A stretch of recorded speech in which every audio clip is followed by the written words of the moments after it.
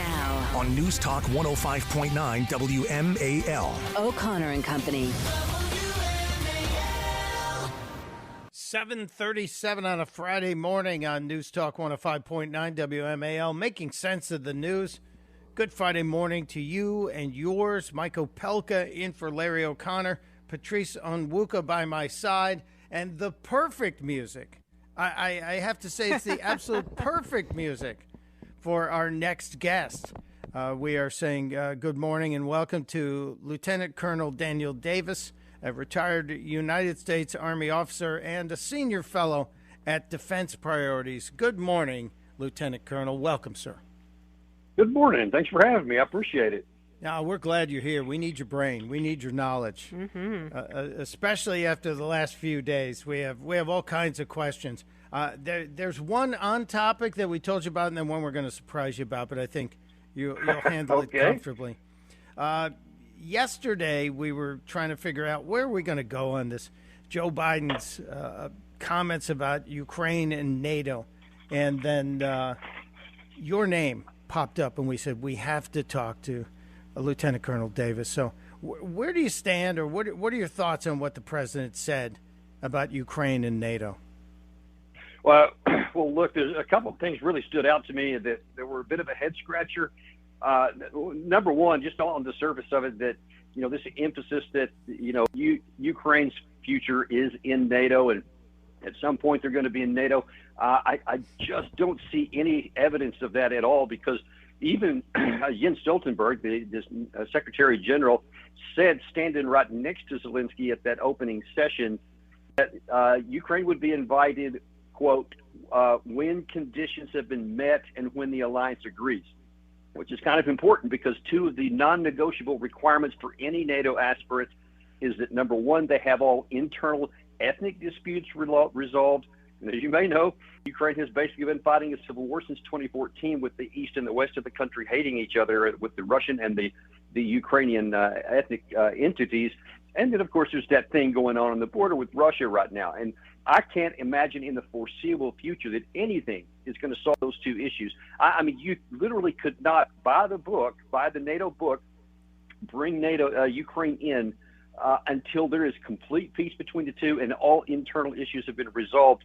And there's no practical path to that in the foreseeable future. The second thing the president said, which I found a bit curious, was he said Russia's already lost the war. And it's just a matter of time until Putin finally recognizes that and basically gives up. And I see the exact opposite when you look at the battlefield, when you look at what's going on within Russia, and especially with this comment about, Ukraine will eventually be in NATO. All that does is stoke the fire and the fear in Moscow even more, and it's going to make them fight harder, not going to make them give up. So I'm really a bit puzzled by those two issues. So, Lieutenant Colonel, just to jump in here, talk to us more on your last point about what you're seeing from Russia's perspective that signals to you that they are not losing, or that their efforts are not. The efforts of Ukraine are not actually winning out. I mean, what are you seeing that we should be paying attention to?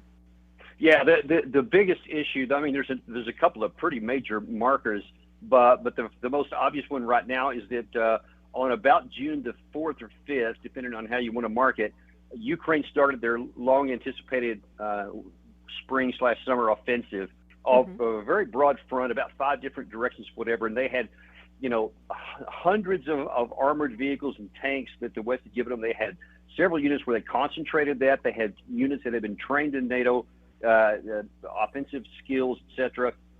All of those things punched off, and they spearheaded this operation in the Zaporizhia area with the 47th and the 33rd Mechanized Brigades, which had the best of everything, the best training, the best experienced troops, and certainly the best NATO equipment and ammunition. They absolutely had their teeth broken on the start point. To date, the Ukraine side has arrived at the first major belt of the Russian defenses, which have been built over a half year and in some cases a full year. There are 3 major belts for them to get through. They just now got to the first belt in one area, have yet to penetrate it, but they have lost somewhere conservatively between 30 and 40% of their striking power. They just don't have enough to get through. And the reason they don't was predictable. I actually wrote this and said they need to not do this because it can't succeed, because they don't have almost any air power. They have grossly insufficient air support or air defense capabilities. They don't have enough artillery ammunition of any caliber.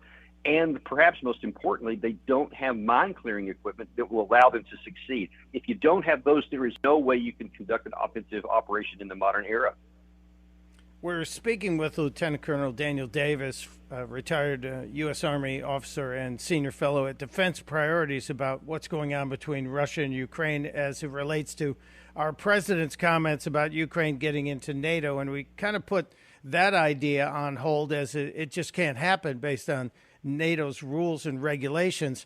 I have a question, Lieutenant Colonel, about the failed coup that happened a couple of weeks ago. We're hearing this morning that the Wagner Group is no more. Vladimir Putin says it is no more. Does that mean they have pledged their allegiance to Putin, or he's decided that they all need to go bye-bye? No, actually, I ironically was reading about that in the Russian media just minutes before we came on air here, as Putin was very open about what happened in quite some detail. He explained that this meeting on the 29th of June, about 4 or 5 days after the media, or after the failed aborted coup, or rebellion as they were calling it, he met with Prigozhin and a number of his senior commanders, and he said he offered them the opportunity to continue fighting in their name, in their organization. They didn't even have to leave it to go back into their regular army. And he said, Prigozhin said, no, our guys didn't agree with that. And so he said, okay, then that's it. Then you're going to basically be dissolved. And he still gave some of them the chance to just join the Russian army on their own or go to Belarus.